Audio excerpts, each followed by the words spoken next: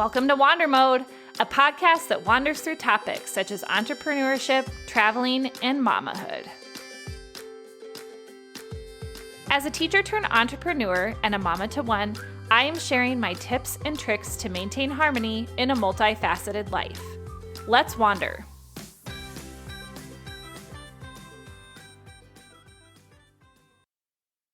Today, I am interviewing a mom that is after my own heart.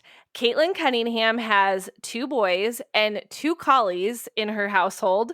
She lives in Alberta, Canada. She is a stay-at-home mom, and she's a virtual assistant for a few hours each week. But the big deal, and this is why I think we're going to connect so much in this conversation, is that she has done 2 road trips across Canada with 2 dogs and 2 kids and loves anything that means adventuring with kids, which obviously for those of you who listen to this podcast know that we do a ton of travel with our kiddo. So I'm really looking forward to this conversation. And thanks so much for joining me, Caitlin. You're welcome. I'm excited to be here. Awesome. Well, let's jump into it and talk all things adventuring with kids. First, start by telling me a little bit about your personal journey into this adventure parenting side of life and what inspired you to start taking your kids on these adventures. Absolutely. So I've got a little bit of an interesting history with camping. I grew up not camping at all. Before we started our road trips, I had been camping like 4 times. So we borrowed a trailer from friends of ours, went out on one camping trip at the beginning of one summer. I fell in love with it, which is hilarious because I absolutely hated it before, but everything changes once you have kids, hey? So we borrowed the trailer from our friends, decided we were going to buy our own trailer, and that summer we drove out to Ontario. It was our second trip in that trailer. And after that, I was just hooked. Now, is there an advantage of having this particular type of trailer when you're camping? Or why did you go that direction versus tent camping versus having a full RV where you're not having to tow something extra? So part of it is that I just personally don't feel comfortable sleeping in a tent. Like, all power to the people that love it, but it's just not my style. We talked originally about getting a tent trailer, but with driving across the country, anytime we were stopping for lunch or bathroom breaks or something like that, if it's really hot out, you can't leave the dog in the car. And so we thought, what are we going to do if we need to stop and we can't set up the whole tent trailer just to put the dog inside? So we switched to having a full hard-sided RV for that. And it's just made it so much easier. You know, we had some days where we were driving for like 6 to 8 hours. And then at the end of that day, you don't really want to stop and set up a tent or even a tent trailer. So you just, make sure that you're relatively level and you're good to go. There were some days that we didn't even detach the trailer from the truck. We just slept in it like that so we could get going in the morning. I could see how that would be a huge advantage. I remember camping one time with my brother, and it was that exact scenario. We had been driving for a lot of hours. We finally pulled into the camp spot, and then it started pouring down rain. And here we are looking at this tent that we're now supposed to set up, and we're like, great. This is our sleeping option, so smart thinking on your part, especially with little ones. Yes, it helped a lot. Yeah. So I would imagine if you're getting into this space without kids, there is a pretty steep learning curve, but tell me how you had to figure certain things out because you have kids with you in the trailer. I was pretty lucky that my husband grew up camping, so I have learned a lot from him. The first few trips was basically me standing there watching, figuring out what he was doing. So that was really helpful. But a lot of it is just getting the kids involved in it too. There's one thing with backing up the trailer. We always make sure the kids are in the vehicle for that, just so that no accidents happen. But for the rest of it, like for leveling out the trailer and all the little things like that, the kids love helping. And so that's just making them feel involved has really shifted how that goes together as well. What is one of your most cherished memories so far out of the places that you've stopped and you've been? And how has it shaped your perspective on why you're going to continue to do this? Actually, I think our all-time favorite campground that we've found so far is Naze Provincial Park in Ontario. And it is right on Lake Superior, and there's no cell service. And it was so treed and magical. And I don't really think that either of us realized how much time we actually spend on our phones. So to have no service at all, there was so much more connection with the kids. So many more ideas came to us. And it was just The amount of connection was incredible. There was a beach there that the dogs could come to, which is pretty rare for campgrounds. Usually they're not allowed, which is understandable. And it was just magical. We didn't want to leave. We talk about it like once a week that we want to go back now. And just really the connection was such a big piece of the whole trip, and especially that stop. And, we don't really get as much time with our kids as we would really like. So, as much connection as I can get now, I'll do whatever I can to get it. What changes have you seen in them since you started doing this as a family? Like, obviously, they like the helping, but have you noticed any other kinds of shifts in behaviors? Yeah, so we do small weekend things as much as we can throughout the summer with still, staying on top of the rest of life. And so our oldest, basically the second we come home from a camping trip, he's asking for the next one. And we are starting to get more into hiking as well, which I did a little bit before kids. And I'm excited to see how that transforms things as well. Our oldest has been asking to go hiking, which he has only been hiking in the mountains once. But he was 2 when we started camping, so he doesn't really remember much before that. And then our youngest, he was just his first camping trip, he was 3 months old. So I don't know how much I've really noticed a shift in them, just because he was so young when we started.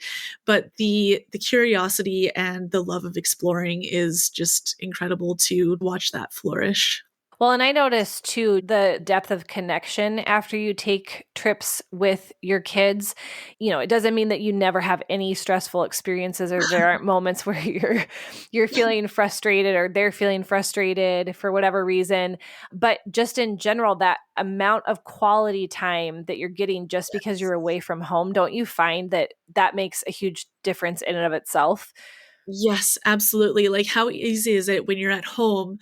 You set aside an afternoon to spend with the kids, and before you know it, you're cleaning the kitchen.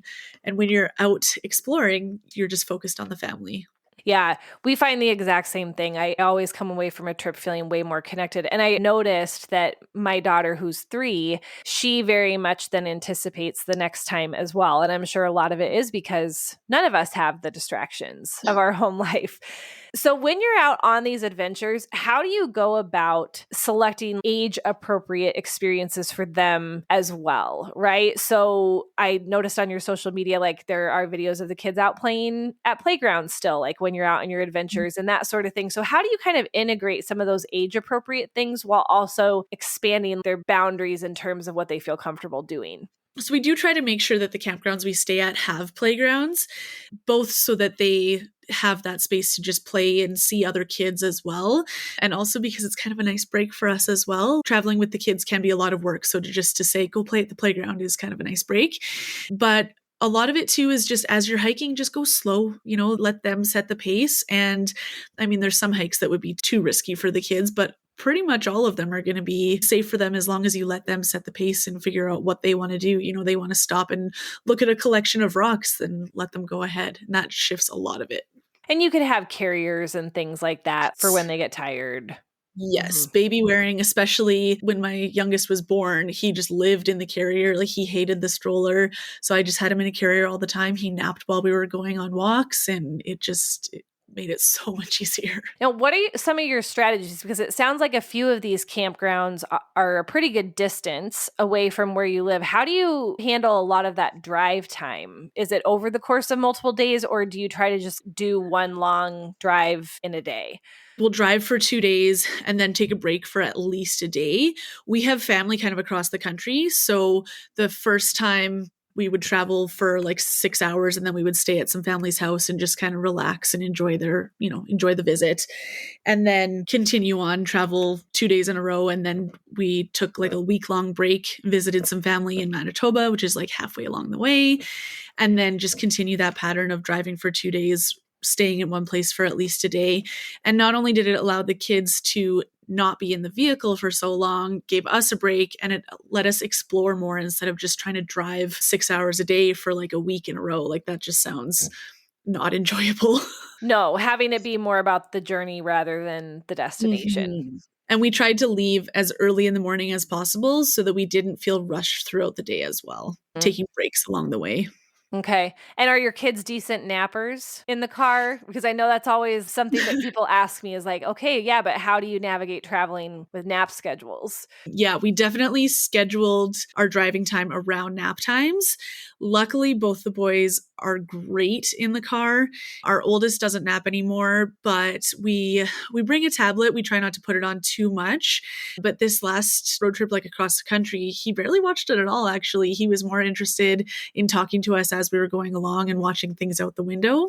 But yeah, naps in the car definitely were a big part of it. Do you have any go-to activities that you do in the car with them or like snack tips? Because I know snacking can actually take you like a pretty long ways, but it's harder when they're in their car seats. It is, yeah. Yeah, so I sat in the back. Well, we would switch off a little bit. My husband would sit in the back as well, but his shoulders are quite wide. So for him to sit in the back of the vehicle is not as comfortable. So it was mostly me back there, which is fine. And that helped a lot too, to have someone like helping with the entertainment back there. Snacking definitely as well, especially with me back there. Like you don't really have to worry about like, snacking in the car seat can be dangerous. So with me back there, I was able to make sure that they were being safe about it. And I Spy goes a long way too, especially like our youngest has no idea, but our oldest loves playing I Spy in the car. It's funny that you say I Spy because my 3-year-old, we try to play I Spy with her. And a lot of times the rules get a little muffled. It's so funny, like what kids will say, because they'll be like, oh, I spy something yellow. And there's literally one yellow object. And you know that that's what they picked because Yeah. that's what they were looking at. But then they change the color, or then it's Yeah. no, it's outside. But you're like, I don't see anything yellow outside. So that game really can take you a long way for sure. Yes. Also, we tried to have different toys in the car that they didn't really see before. So it was new and exciting. That's our go-to strategy as well with going on planes. There's a collection that we put in a box that stays in a closet, and it's like stuff that we know that she likes and she enjoys, but she doesn't really see it for probably, I don't know, a few weeks before we go. And Yeah. then it's very appealing when it Yes. when it comes out. Amazing how that works. Yes. Helps so much. Yeah. Now, I know that safety can often be a concern that a lot of parents have when you're out adventuring with kids. And I think this probably applies more so when you're out on trails and uneven surfaces and things like that. What tips do you have for parents to either get over the safety concerns or address the safety concerns? Both, really. Like, you have to be prepared. I am trained in first aid. I make sure that I have like a first aid kit available to us. And I think it's also important to remember that injuries can happen anywhere. When I was a kid, my sister stepped down one stair awkwardly and broke her ankle. Like it can be anywhere. And having your kids learn how their bodies work properly on the uneven ground, it teaches them so much about their bodies. It's really good for their development. And as long as you're as prepared as you can be for those injuries that again, can happen anywhere, you can handle it. You can figure it out. We usually go places where a lot of other people are as well. And that way, if someone were to fall and really hurt themselves, you don't have to worry about like trying to carry them alone or something like that. Like someone else is going to be there to help you. And there's also Facebook groups where people just get together and go hiking all together just so that you don't have to go alone too. So there's safety in numbers too, but making sure that you're just prepared for what could happen, making sure you have knowledge of what to do if you encounter wildlife as well, and just trying to plan for what can happen as much as you can and having a game plan for what to do about it. Have you had any crazy situations so far, either with like wildlife encounters or injuries? And what did you do to navigate that situation? I was going to say that we haven't, but when we were camping at one of the campgrounds in Ontario, we actually had a black bear come right to our campsite. And one of the nice things about camping with dogs is that our dog noticed it before we did, and he barked and went crazy and scared it off. And we kind of realized what was happening as it was running away. Our oldest at the time, this was our first road trip, so he was 2, and I just grabbed him and went into the trailer, and my husband got big and yelled at the bear, and between my husband and my dog, the bear ran away and we were good to go. A lot of times with wildlife too, what people don't often realize is they don't really want to encounter you any more than you want to Right. encounter them. And Yes. yeah, I think having that awareness of what to do depending on the type of animal, or in this case, bear. We have rental properties up on the north shore of Minnesota, actually on Lake Superior. It is a stunning, stunning lake. And then Yes. we have properties in Montana. And so bear encounters in both locations, they don't happen with a lot of frequency, but it is important to know when you're in those areas. And that doesn't mean that you have to even be camping. You could be staying at an Airbnb and be out on a hike and still come into contact with Yeah, wildlife. Mm-hmm. definitely. Like we live in a city with 1.5 million people and it still happens. That push out into their territory, and you have to kind of start to figure out how to live together. Exactly. Yeah. So, do you and your husband have certain life skills that you're also hoping to teach the kids through this? I know, for example, my brother is trying to learn about different plants that you can survive on if you were to be lost out in the wilderness. Do either of you have any of those survival type of skills, or are you interested in learning those things now that you're spending more time out in nature? It's funny that you asked because I was actually just thinking about this earlier today. Neither of us have those skills at this point, but we are likely going to be homeschooling our boys. So it's going to be our responsibility to educate them. And that is one of the things that I was looking into incorporating into our homeschool curriculum. They're still younger than school age right now, but I was just thinking about learning about that today. Yeah, we don't have that knowledge yet, but definitely something that we're curious about. Very cool. It seems like one of those things where you could really go down some rabbit holes of Yes, I'm sure. learning. It's like endless, you know, it's the plants and it's the trees and it's different ways to process animals if you were out there and you needed to have an animal killed for a meal or whatever. Yeah. So, shifting a little bit, do you believe that adventure parenting is accessible to families of all backgrounds and sizes? How do parents with different circumstances handle those things? And maybe you've come across some other families when you've been out on your adventures where you've thought, wow, they're navigating these adventures even with X, Y, or Z. You know, I can't think of anybody that we've really run into specifically. I think it just goes back to the same thing as the safety thing, is just being prepared as much as possible. And especially if you're teaching your kids this stuff like right from when they're little, if you do end up having 9 kids, by the time you've got the younger ones, the older ones are able to help explain things to the little ones. I guess it's a challenge for me to comment on just because we do just have the 2 kids and I haven't met anyone with a larger family. One of the things that I could see being a barrier is that trailers are not exactly designed for a ton of people. The trailer that we have now can sleep 6, but I can't imagine actually having 6 people in there, especially with the dogs. Like, it's by the time everybody's dressed in the morning, you'd be going insane. What are some of the realities of taking care of a camper? Because as you were talking about, even just the number of people that it sleeps, I'm assuming too, for if you do have a small bathroom or a tank or something that you have to empty, that obviously becomes a lot more complicated. The more people that you have that are using it and then storing water. So what are the realities of traveling with a camper? For our road trips, like the tanks, we just empty every time we leave a campsite. So we were staying at a campground for 2 nights max for our road trips anyways. For our longer trips, when we're closer to home, it's a little bit different, but we were emptying our tanks pretty frequently.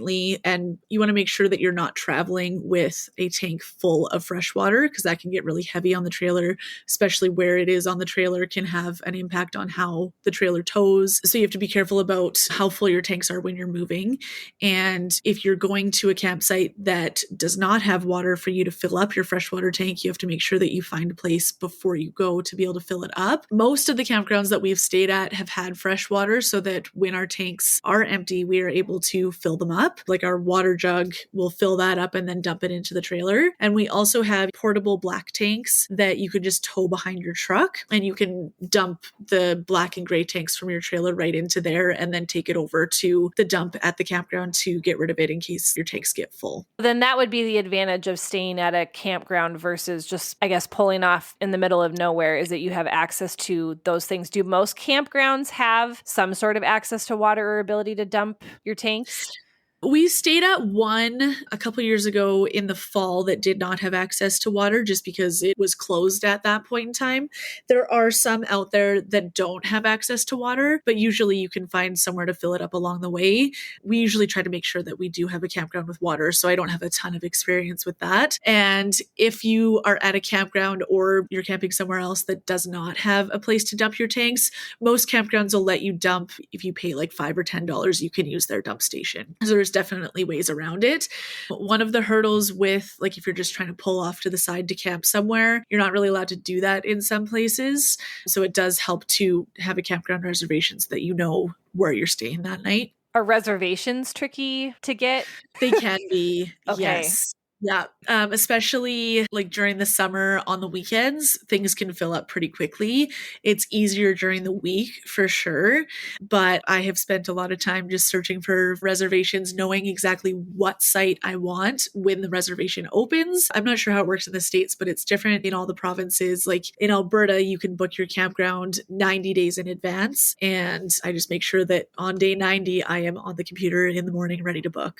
And are those usually cancelable? You have a reservation fee and you'll lose that fee, but it's like $10 or something. Yeah. Yeah, pretty affordable. What, in your opinion, makes the best campsite out of the options that you have? I mean, I pick the campgrounds themselves based on the amenities that they have. And then the site specifically, I look for something that's treed and private.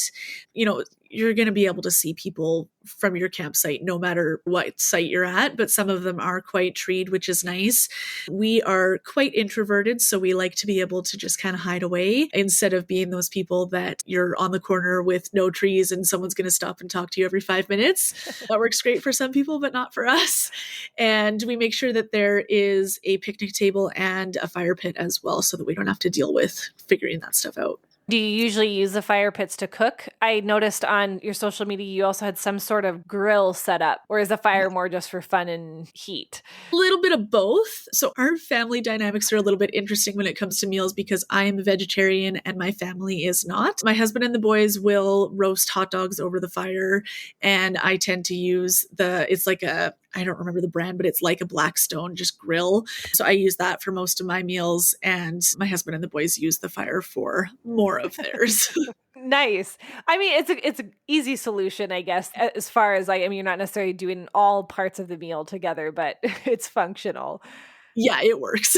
Yeah. Now, has it been trial and error in terms of you getting to certain products, or have there been people that you followed where you've thought, wow, they really seem to know what they're doing and I'm going to follow what they're doing? Or is this just all been trial by fire? A chunk of it has just been my husband's knowledge from growing up camping, and there's a few like RV gear accounts on Instagram. I can't think of any off the top of my head, but we had issues with the trailer rocking side to side. And like if anybody is walking in the trailer overnight and it moves at all, I can't sleep. Like it wakes me up immediately. And so there's a few tricks that we've learned from that. There's X trucks that go in between the two sets of tires on each side, and you set them up when you first get to camp. And then you let everything settle a little bit and you retighten them the next day, and it makes a massive difference. And I saw that posted on somebody's Instagram and I thought, oh, brilliant, that solves the problem. A little bit of both, but my husband did know a lot to start with, which was really helpful. Now, you're going to take all of this knowledge and all of this passion around adventuring with your kids, and you're planning on turning it into a course. Tell me how you got to that point. So actually, the campground that I was talking about that was totally no cell service, it was just insane to really realize how much more our brains were coming up with new ideas while we were there. And that is where the idea for this course came about, because I have had a frustration for a long time that a lot of people don't really realize how to tow a trailer safely. And especially with the weighting of it, there's not a lot of regulation, or like, you need a driver's license to drive a car, but you don't need a special license to drive a trailer. But you need a special license to drive a motorcycle. There's a lot more knowledge that goes into driving a trailer. And for a long time, I said, oh, I wish there was a course on this. And then it just dawned on me that I could make one. And along with that, I want to empower people to get outside with their kids more, especially people that don't know how to camp and find it incredibly intimidating and overwhelming and want to get out there, but they don't know how, because that's kind of where I was at. Like I didn't grow up camping and I found it overwhelming and I didn't enjoy it. And then once I understood more about it, I'm obsessed now. So I really would love to help other families get out there and do that as well, specifically stay-at-home moms, just because being at home with the kids on your own is a lot, and spending time in nature makes it just that much easier. So if I could help other moms get out there and do this with their kids, that would just be amazing. I have two things that are going to spin off of that. So you've done trips out there on your own then, like the whole kit and caboodle, the whole process. How has that gone? Kind of. I am working towards that this summer. That's one of my big goals. Last summer, I drove the trailer down. We've got friends that live about 2 hours away. And so I took the trailer and the boys and one of the dogs and drove down to their place. They've got a very small house. So we always bring the trailer with us when we stay there. So that's kind of my first trip without my husband. It wasn't a total camping trip. I still had the help of other adults when we got there, but it was really empowering to even just drive the trailer on my own. And then this year, I really want to get out there. My husband has very limited vacation time, and we would love to camp more than his vacation time would allow. And so I plan to drive the trailer out to the campsite, get everything set up, and then he can just come join us after his work week. Kind of easing into it that way. While it is something I would love to empower other moms to do, it is something that I'm still learning myself. But in some ways, I think that almost puts you in a better position to teach them because you're like right in it. Like you're just before where they're going to be.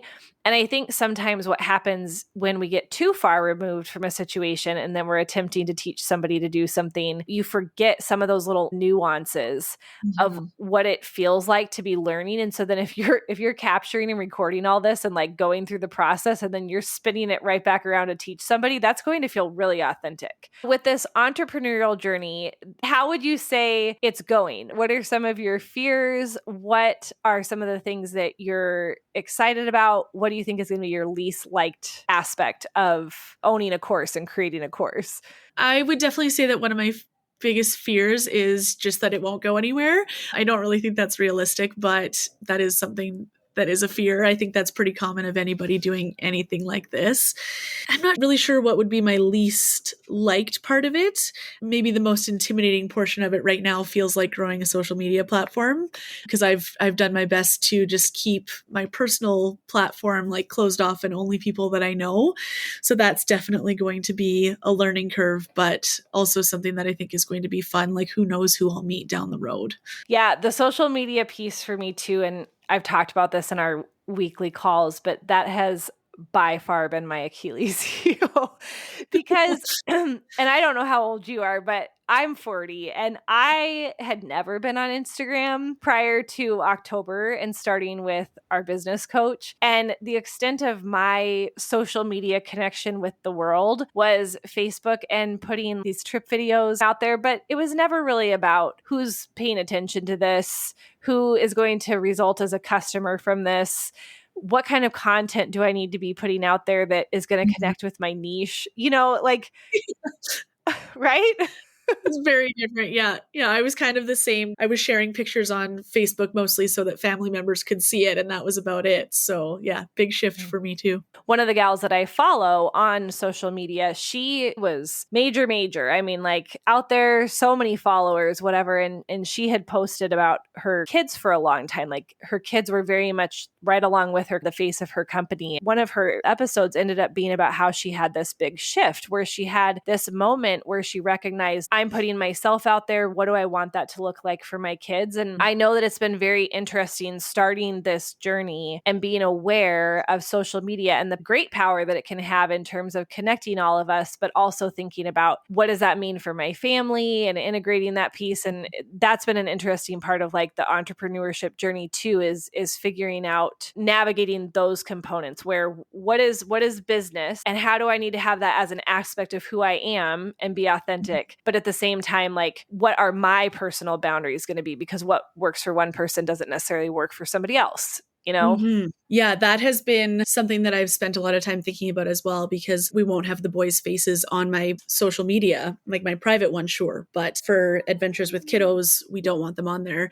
And so it's been a thought process of how do I show the adventures that I'm having with them without their faces? So I take a lot of pictures of them walking ahead of me or things like that, just to try and have them involved without sharing their identity. Yeah, you and I are doing exactly the same thing. And, to be honest, there's actually a lot of creative ways that you can hide their faces and they don't have to be visible to the world. But yes, like to your point, you're still putting them out there. And I feel pretty good about that. And I've had a few people comment behind the scenes, oh, why have you never show her face or whatever? And it's because, yes, she's a component of who I am as a mom, but it's not necessarily my job to tell her story.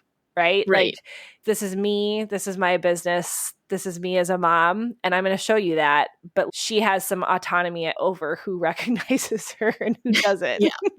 Exactly.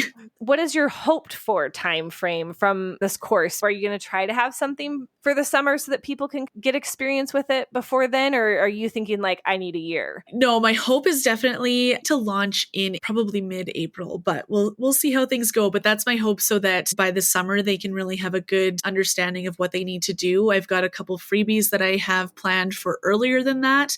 One of them that will help people buy a trailer that's appropriate for their vehicle so that they can start there. Hopefully they can really understand what to do before the camping season really kicks off. So one of the things I did today actually is pick up a hiking backpack so that I can wear my youngest when we go hiking, because typically in winter I hide. It can be the middle of summer and I am cold. So I struggle with the winter, but I am trying really hard to raise boys that want to get outside no matter the winter. And even the idea of starting this course, I'm like, well, if I'm going to be adventuring with my kids, I can't just do that in the summer. So that's prompted me to get outside more. And we've got a hike planned for next week. And hopefully I'll be able to actually enjoy winters again, which would be really nice. Very cool. Because I'm assuming the trailer has to be kept away during the winter for sure. Yeah. So then you're just finding other avenues of getting outdoors. Yeah, exactly. Yeah, like we could kind of still use the trailer in the winter. Like it has a furnace, but we wouldn't be able to use water. It's not really that functional anyways. So yeah, it goes away all winter. We winterize it and we de-winterize it as soon as we're able to, but who knows when that'll be this year. Well, might come sooner than later. You never know. Yeah, I have my fingers crossed. Yeah. Let's end with this question. If somebody wanted to go out and start tomorrow, what would be 2 or 3 things that you would say, these are the things that you should focus on first?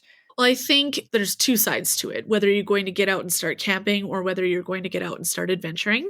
For adventuring, just go slow. Like, depends on where you live, but for us, there's green space 10 minutes away. Go for a decent walk in whatever green space you can find and try and make sure that you have whatever you would need if you were going to go for a hike. And that way, if something goes wrong, you're close to home. Or if one of the kids hates it that day, you're close to home and you can just easily go back. So going slow is definitely an easier way than just like, I'm going to go for an 8-hour hike. Like that's not going to end well for anybody. You know, you got to go slow and ease into it. And for camping, it's kind of a harder one to ease into, but you can even rent trailers. You can rent tents. You can do all that stuff. So if you're not sure if it's something that you're going to enjoy, start there. And then you can figure out if you rent a trailer that doesn't have something that you really want, then you're going to learn from it that way too. That can be an expensive way to start. I don't know what it's like there, but if you rent a trailer here, it's like the cost of a hotel for the night. So it can be expensive, but it's less expensive than buying a trailer too. So definitely with anything new that you're trying, go slow and just try and figure out what you need. Learn as much as you can about it before you go and get as prepared as you can, and it'll make your experience more enjoyable.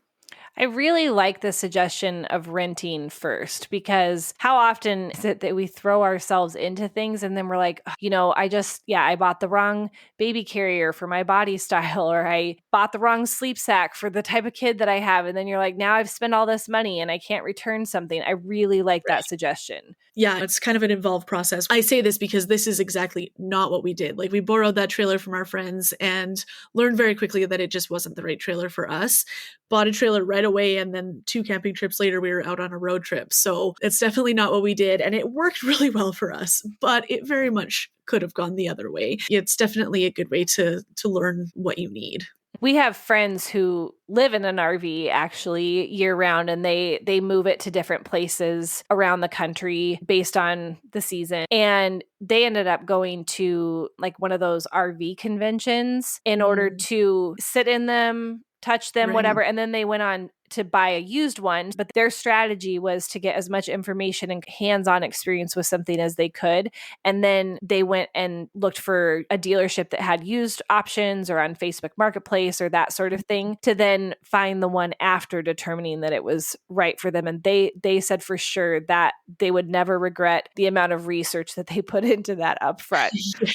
Yeah, definitely.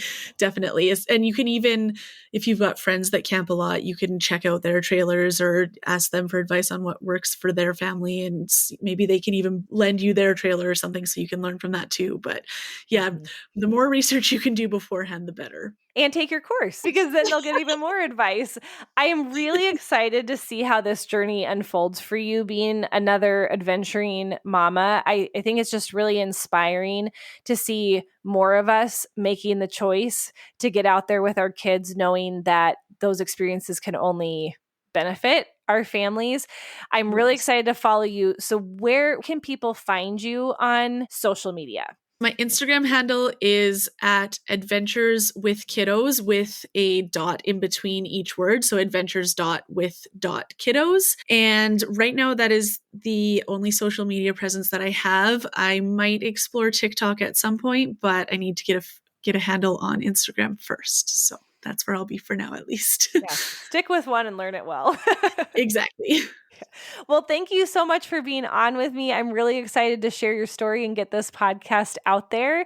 And to anybody that is listening, it just takes one small step to get started. And then it makes it a lot less scary once you get going. Yeah, definitely. Yes. Well, thank you for inviting me to be here. This was a lot of fun. If you wandered to this point in the episode, thank you for listening to the Wander Mode podcast. Please leave a review and subscribe. You can follow me on Instagram and Facebook at WanderModeCo. Reach me by email at julie@wandermode.co. Until next time, wander on.